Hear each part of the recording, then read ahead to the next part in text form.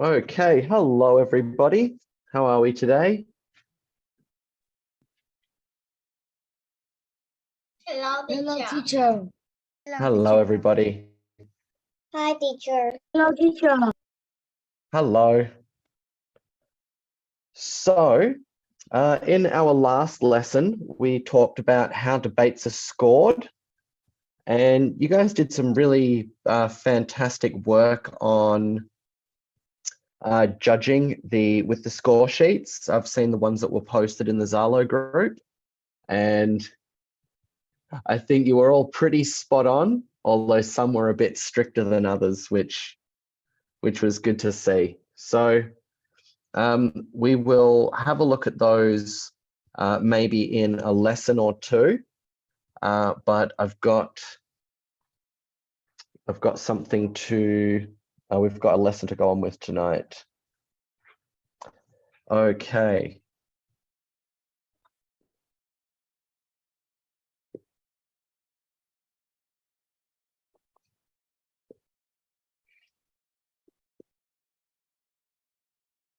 Not screen share, I want whiteboard. There we go. So tonight's topic is team arguments.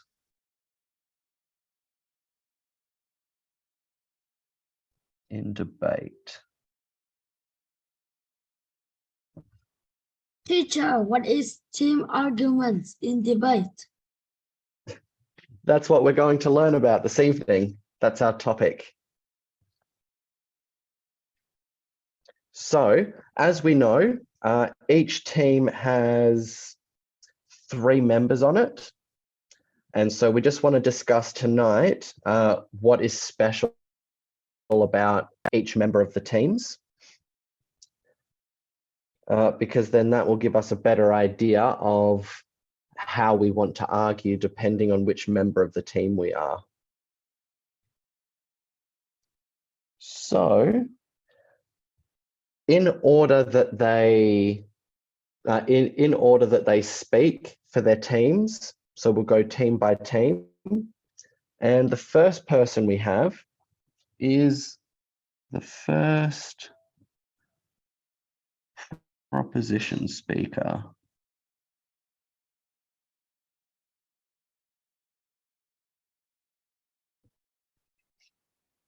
And the first proposition speaker, he has a few important jobs that he has to do in order to set his team up strongly.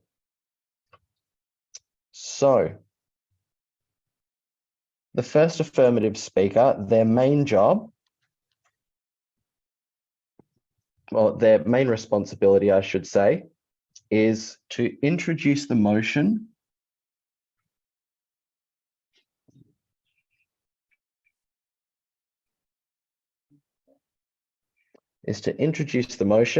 and to present the team's main arguments.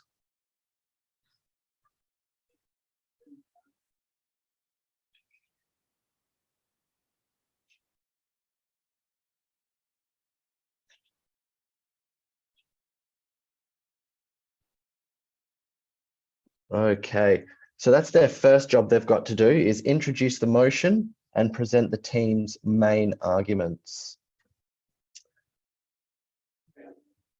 The next thing that they are tasked with is they're responsible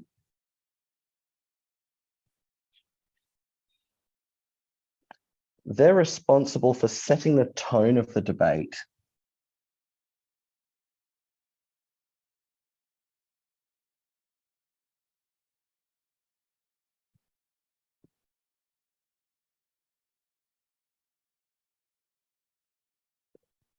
So because they're the first speaker to actually speak in the whole debate, what will happen is, or what it is their job to do rather, is that they really need to come out of the gate strong, present some solid arguments, back it up with some very credible evidence, and get the audience kind of swaying onto their side as early as possible. And the way that they do that is they must capture the audience's attention.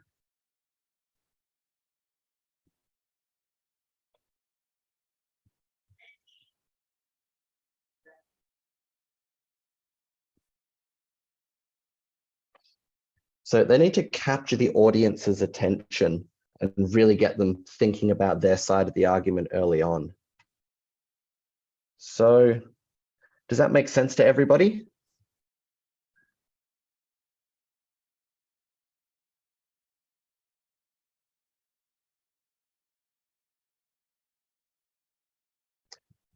Okay, so hopefully you've had the chance to take down notes.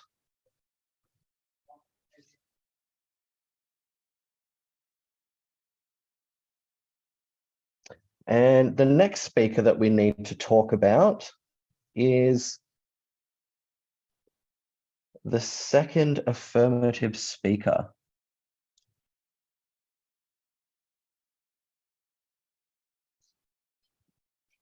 Or the second proposition speaker.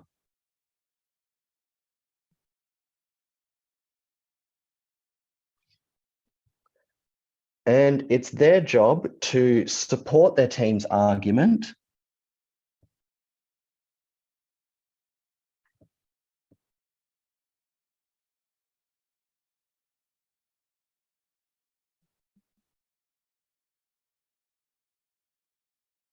and to present more arguments and more evidence.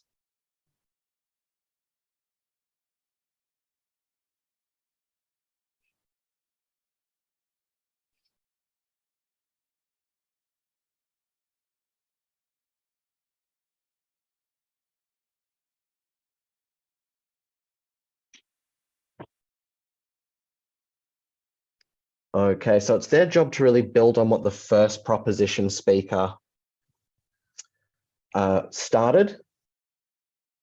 And so we've got their support their team's argument by providing more evidence and more arguments. And the other thing they need to do, they need to respond and rebut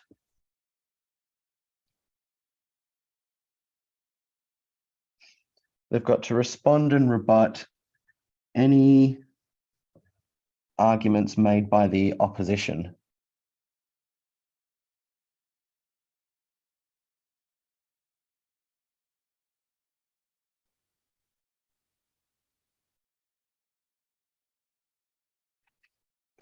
Okay. So they've got these two important jobs there: to support their team's argument and respond to any arguments made by the opposition. And finally,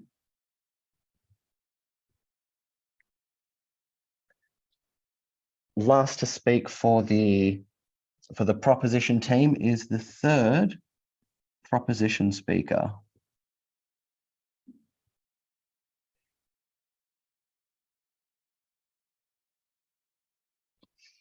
And their main job is to summarize all of the arguments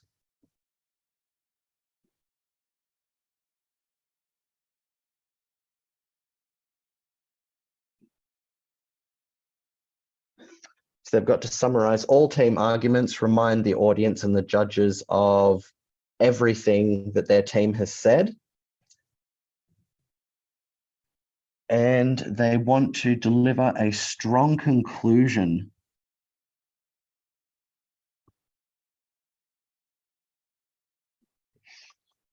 So a strong conclusion is maybe one paragraph where you just really sum up your strongest arguments and you relate them back to the point one final time. And if you do that, if you do that well enough, then you'll create a very strong case for your team. So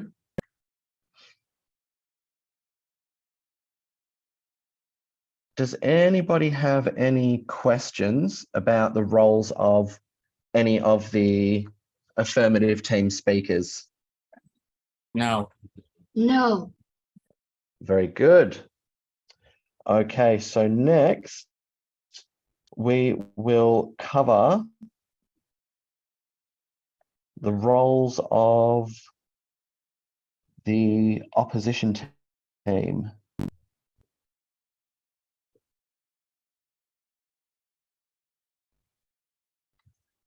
So first of all, we've got the first opposition speaker.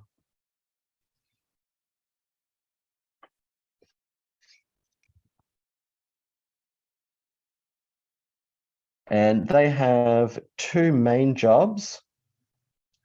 And the first is they need to counter argue and rebut all arguments made by the proposition.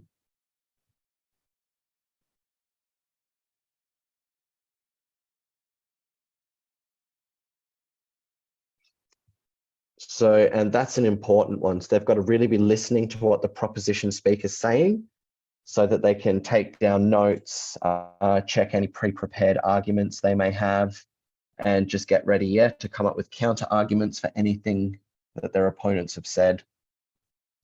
And their other job, once they have done that, they need to state their position, or theirs and their team's position,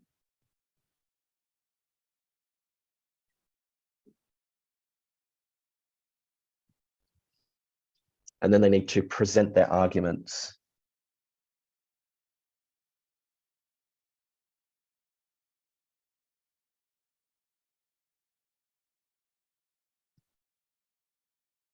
Okay, so they're the first two jobs. They're the two jobs of the first speaker. And then after he is done,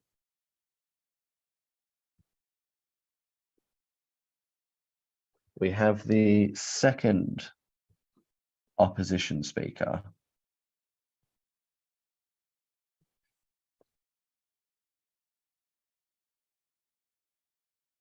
Okay.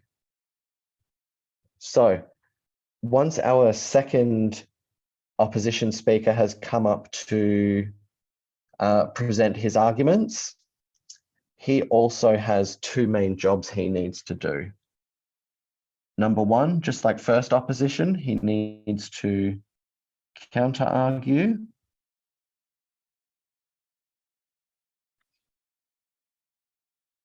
and rebut, just like the first speaker, and they need to continue building a strong case for their team.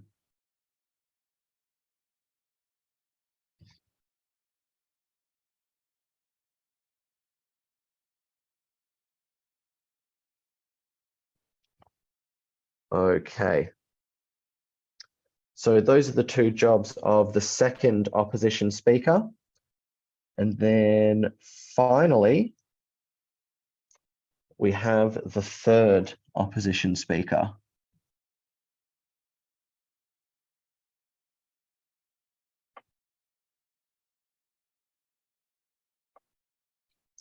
And the third opposition speaker, he also has two jobs. Number one is to, much like the third proposition speaker, his job is to summarize his team's arguments.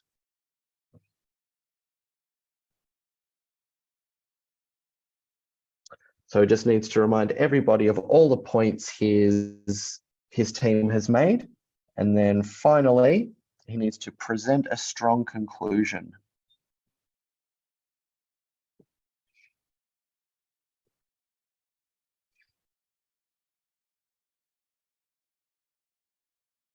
So by presenting a strong conclusion. Again, the third opposition speaker is the very last speaker to speak in a debate.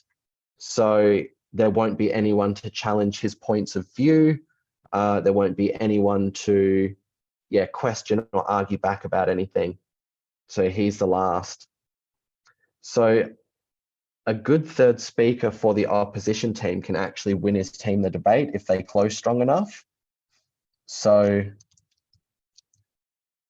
that's quite a handy skill to have. Okay, so what I would like to do now as a class is we're going to put our thinking caps on and we're going to prepare some arguments for a debate. So we're going to prepare some arguments for a debate.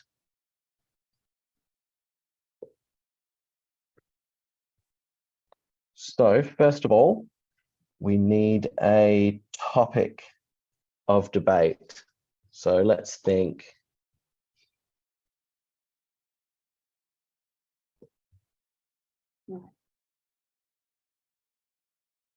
Does somebody have an idea for a topic?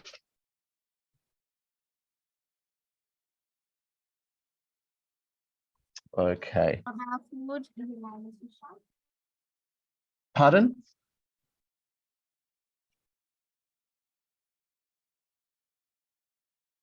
Okay, so our topic will be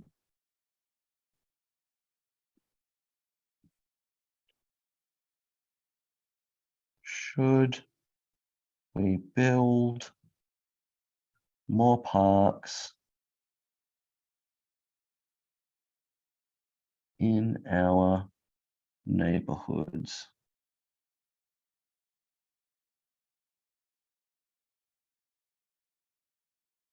Tiny little question mark on the end there.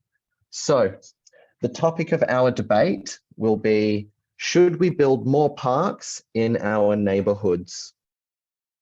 So the first thing that we want to do is come up with as many arguments as we can. We'll start with the proposition side, and then we'll go over to the opposition side next. But we're all going to work together as a big team. And the first thing we want to do is come up with our arguments.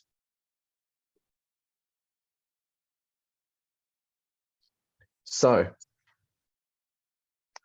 who can think of some reasons why we should build more parks in our neighborhoods?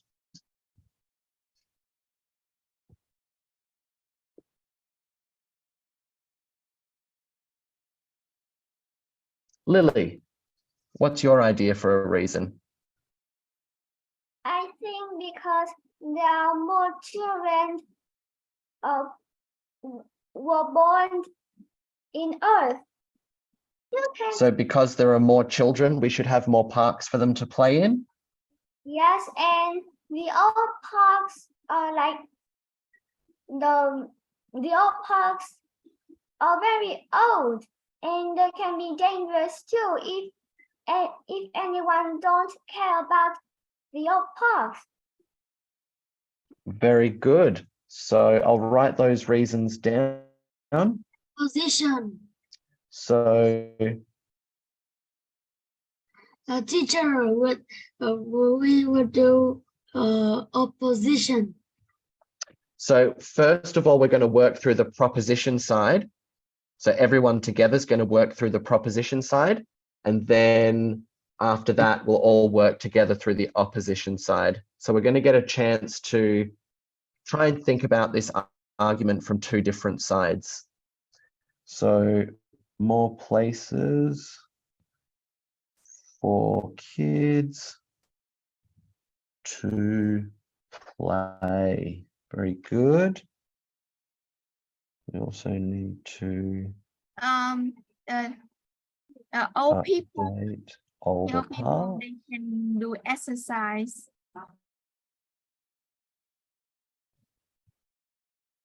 Very good. So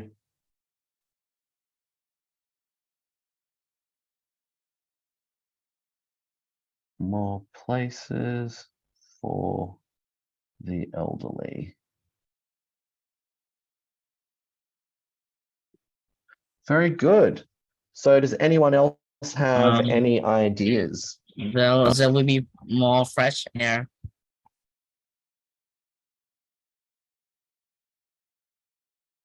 We need more fresh what? Sorry, Tony, you cut out there. There will be more fresh air because of there are lots of trees.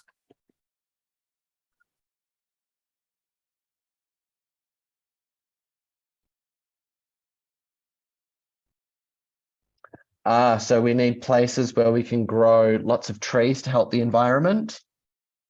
Yeah. Very good.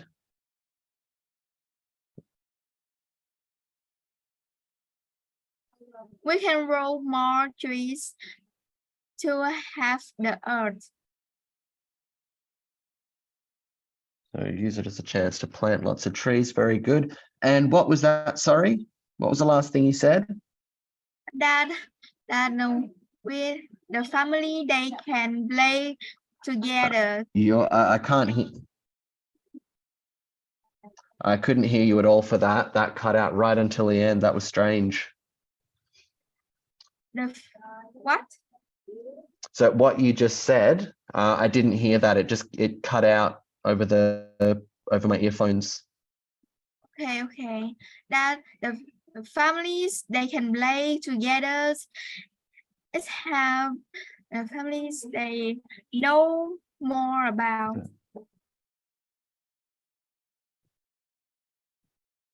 So family picnics and play. Very good, Lisa. So now what we get here is 1, 2, 3, 4, 5. So now we have 5 good arguments that we could potentially present if we were on a debating team together. So the next thing we need to do is work out. Opposition. Not yet.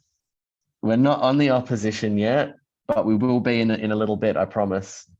So we've got 5 good arguments here, and we have 3 members of the proposition team.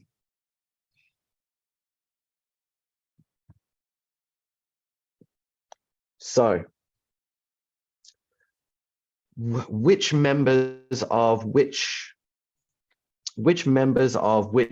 the team should get which arguments? Let's try and work this out.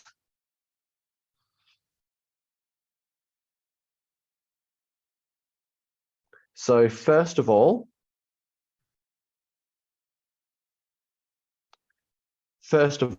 if it was me, the way that I would give these arguments out is I would say speaker 1 should get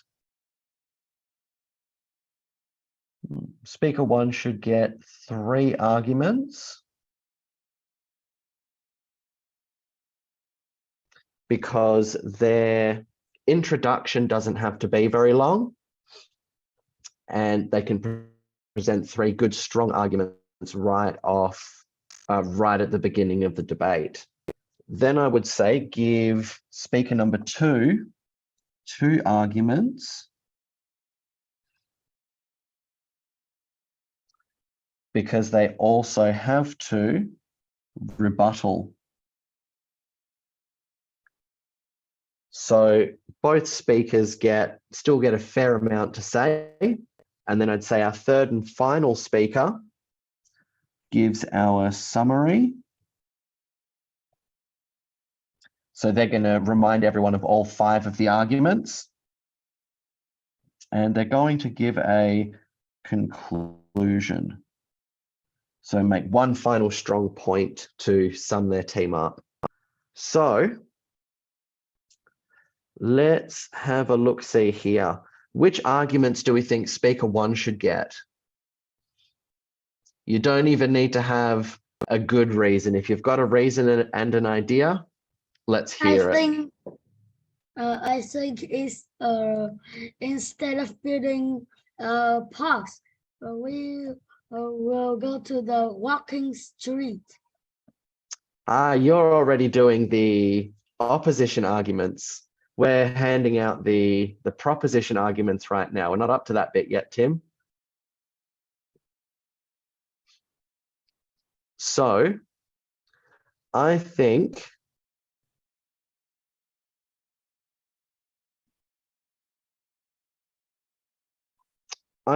because we've got 3 arguments that are quite similar. So we've got more places for kids to play, more places for the elderly to do their exercise, and more places for family picnics and play. So I think we should give those 3 arguments to speaker 1.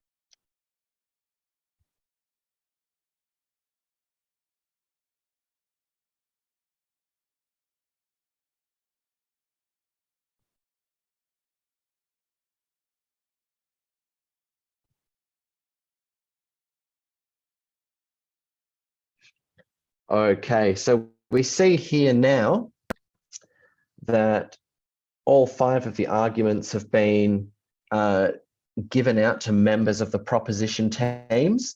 And now we see just what each team member needs to start researching and needs to start writing about. So while we do this, we can also do this for the opposition team, so we can see how they get set up.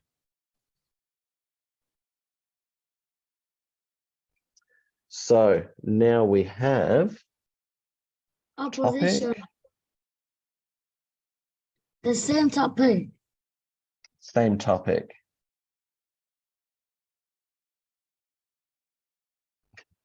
So now we're doing opposition. So who can now think of reasons? Tim's been itching to say this. What's your reason, Tim? Instead of building parks, we can go to walking streets. Okay, so for exercise, instead of going to the park, we can just walk the streets. And when we build many parks, we don't have just we build house or build factories like. Okay, so there's not enough space to build more parks because we need to build more houses. Yes. Okay, so not enough space, build houses instead. Okay, Zon, I see you with your hand up. Okay, mine is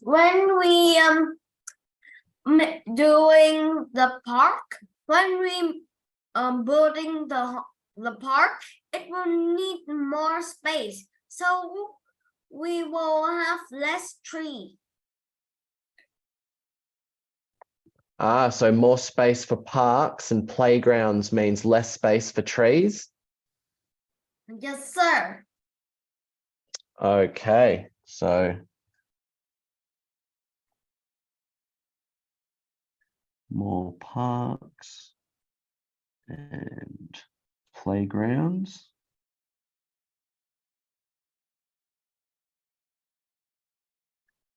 Means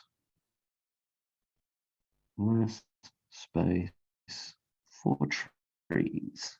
Good. Okay. Thank you, Zon. Annie, what's your idea? Why should we not build parks? My idea is when we building a parks, there's too much trees, so the insects will hit we and we will be itchy. Okay, so let me write that one down. Less trees means more bugs.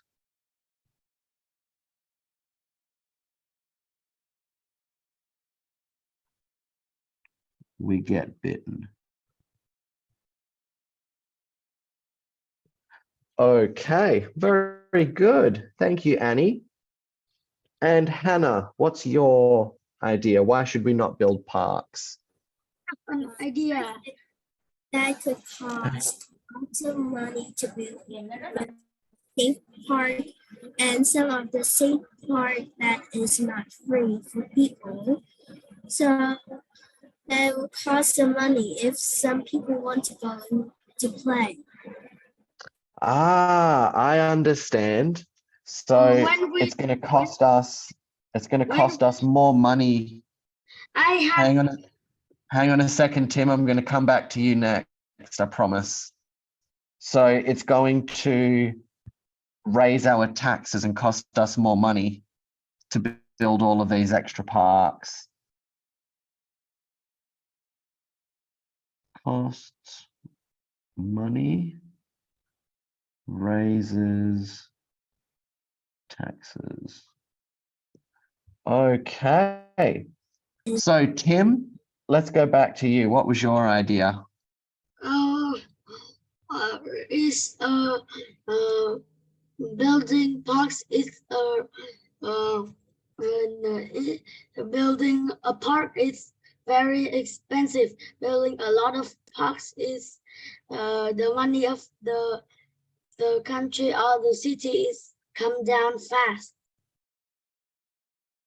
That's right. So it costs money and it raises our taxes. Good one. Okay, Zon, let's hear your idea. I reckon we've got time for one more. Zon, what's your idea? My idea is we need to do a lot of. We cannot do a lot of things. And wait a minute. Can I say again? Is when it will have less oxygen because it needs a lot of space and have less tree. Okay, so more parks and playgrounds means less space for trees. Very good. So less oxygen. One more idea is that when we have many spouse that are homeless, some people, homeless people and addiction people, they go to the park and they scared to another people to go to the park to play. Okay, so people might get scared if they go to the park when it's a bit darker. Yes, that's some bad people. Okay. Okay, so parks can be dangerous at night. Okay.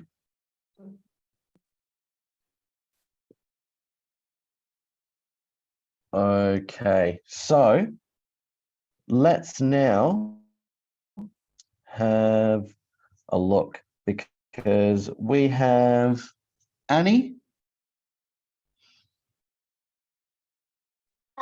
Another idea I meant it's when we build a park, we need to like need to more permissions for build a park, and we need to do so many exercise to build a park, so we will be tired and we will Okay.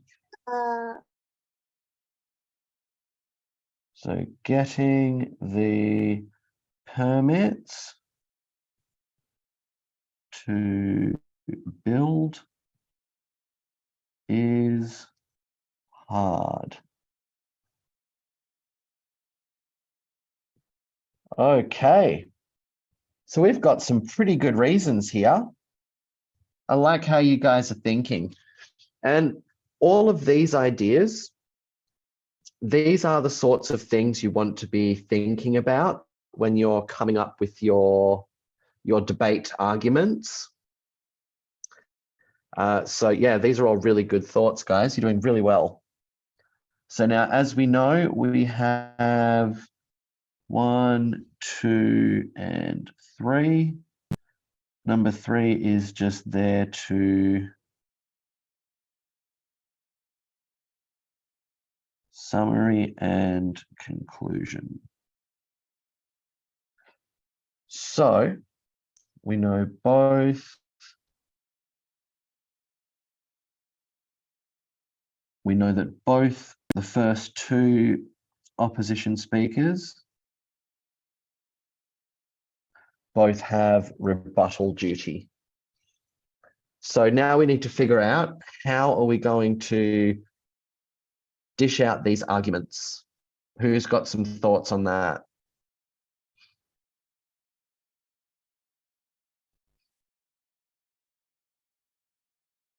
Teacher, the first opposition speaker is a rebuttal. That's right, because remember the first proposition speaker goes first, and then the first opposition speaker needs to offer rebuttals. So we need to dish out these arguments here. So how can we group these together?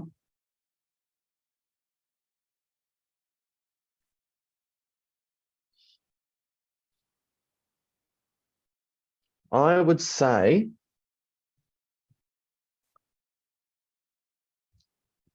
parks can be dangerous at night. This is how I would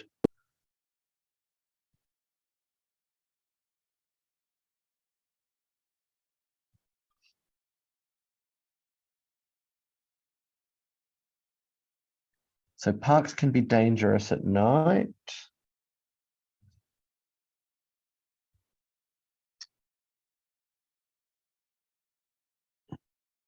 It costs money and raises taxes.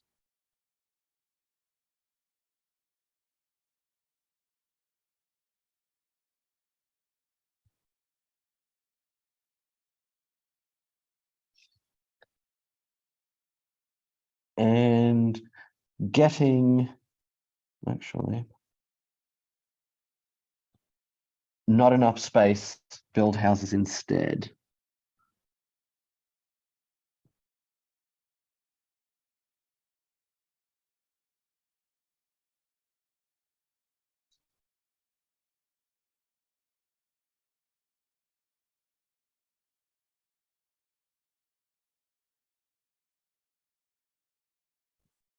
So I would give those 3 arguments to the second speaker, because I feel that if our first speaker can make a strong case with the other 3 arguments, then our second speaker can come in with these three arguments and just make such a stronger case on top of the first three. Okay, so more playground equals less trees.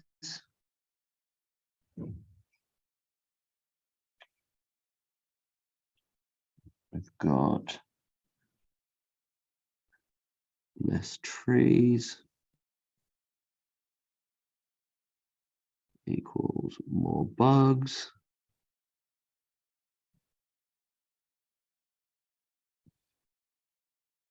Get bitten.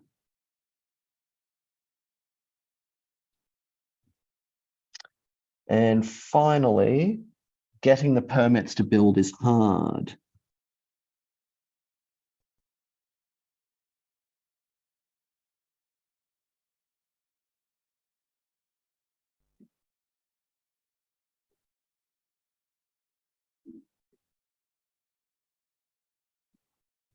Okay, so we see here that we've now got a really good spread of arguments, because we've got little things like grouping the two environmental issues together. So the two issues that worry about the environment,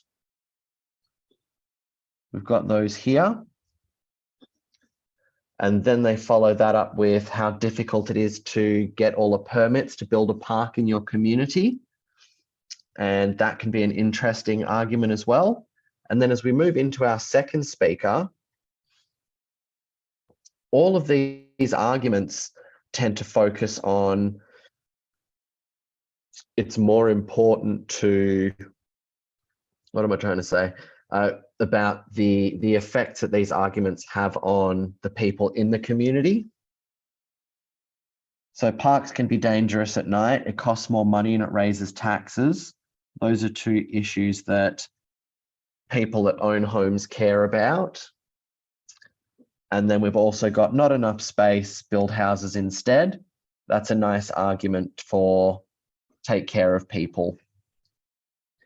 And then our third speaker comes in and summarizes and gives a really strong conclusion.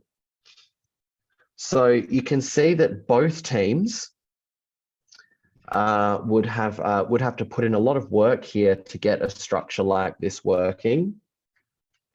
But the last thing I want to talk to you guys about is rebuttals. So opposition, rebuttal. Okay, so what are some of the things that we said as the opposition, as the proposition team, sorry? What were some of our proposition arguments? We had more space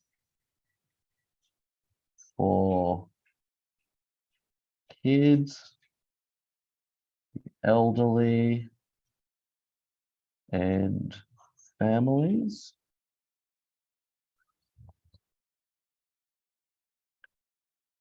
What else did we have? We can just work with these three for now. So what are some counter arguments that we can think of for these arguments here? So more space for kids, more space for the elderly. Teacher, less space for a house, and less place for trees.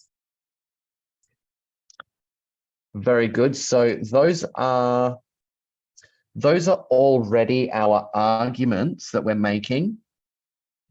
So how could we come up with a counter argument for more space for kids?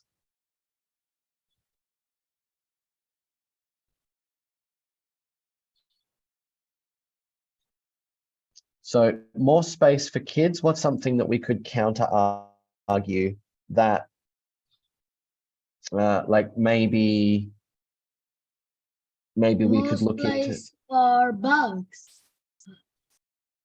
lots of bugs. That's already one of our arguments. More bug bites with less trees.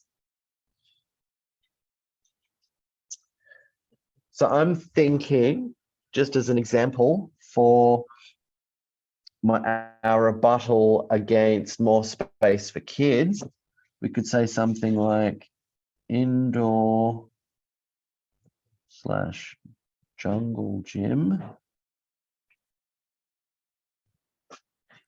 Or Play a gym. centers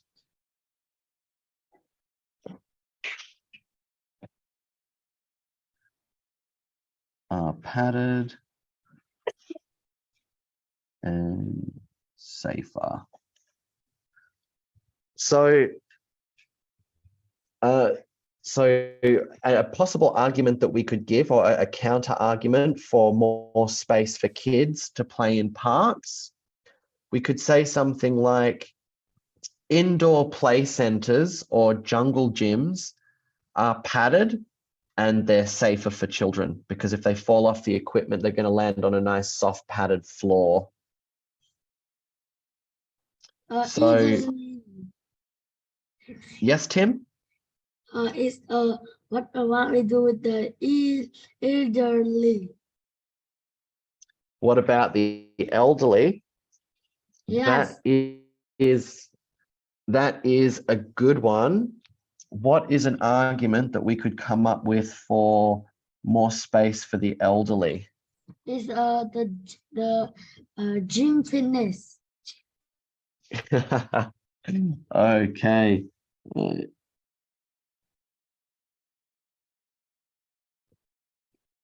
Gyms are better suited to exercise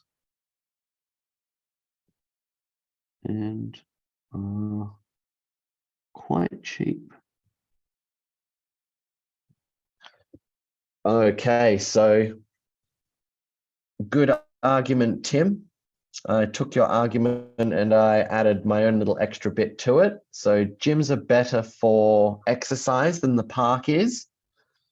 And a lot of gyms are available quite cheap. Gym memberships are quite cheap these days. And finally, what's an idea that somebody's got about having more space for your family? We can go to indoor place, or we can go for a tourist. Okay, very good.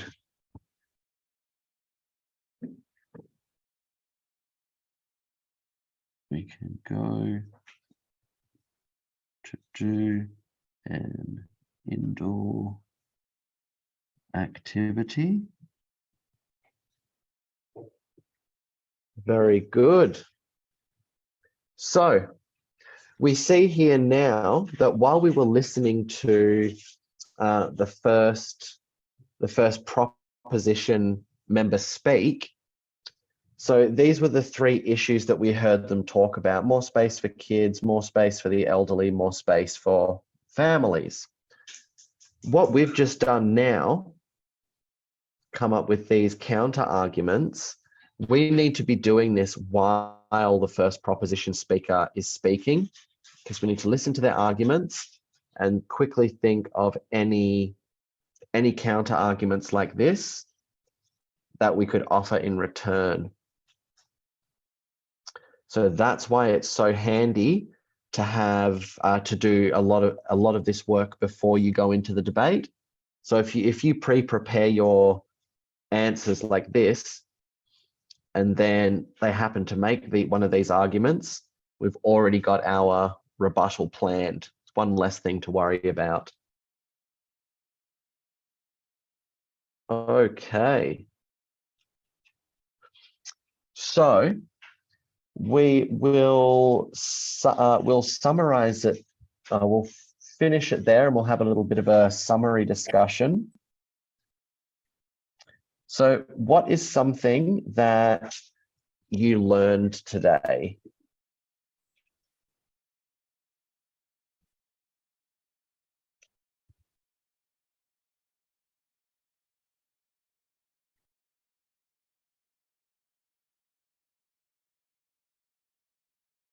Okay, Tony from Da Nang. Jobs of every member of each team. Very good. So every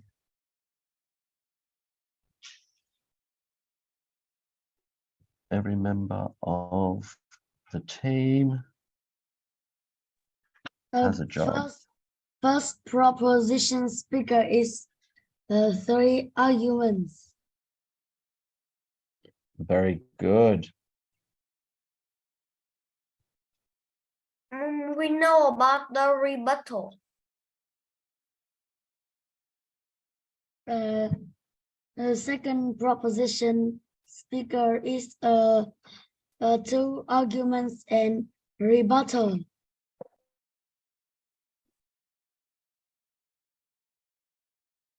Very good.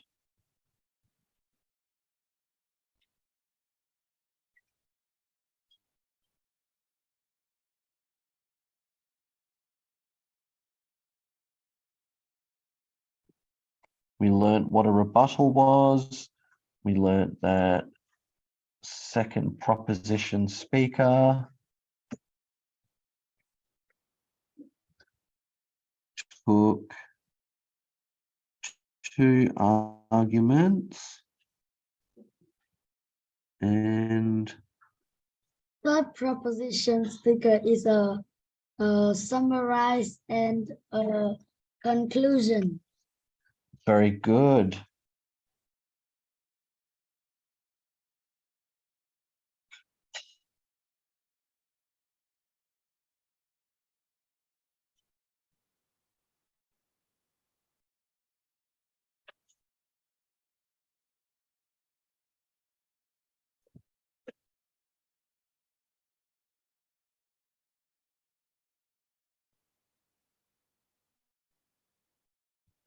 Very good. The third proposition speaker handles the summary and the conclusion.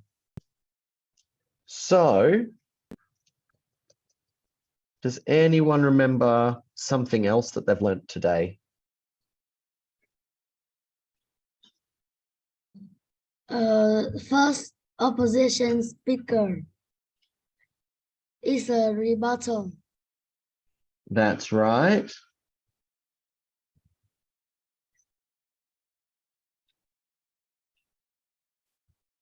Well, the first two opposition speakers have rebuttal.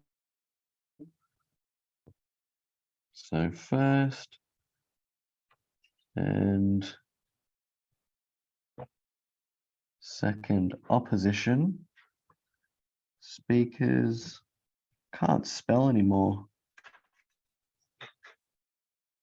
First and second opposition speakers both have rebuttal. Very good. So it looks like you guys, sorry, go on. Speaker Pardon, Tim? is a third opposition speaker, conclusion and summary. Very good. So I'm just going to add that in there. Third proposition and opposition speaker handles the summary and conclusion. So very good, guys. I'll post some homework in the Zalo group. And then I will see you guys next week. Goodbye, teacher.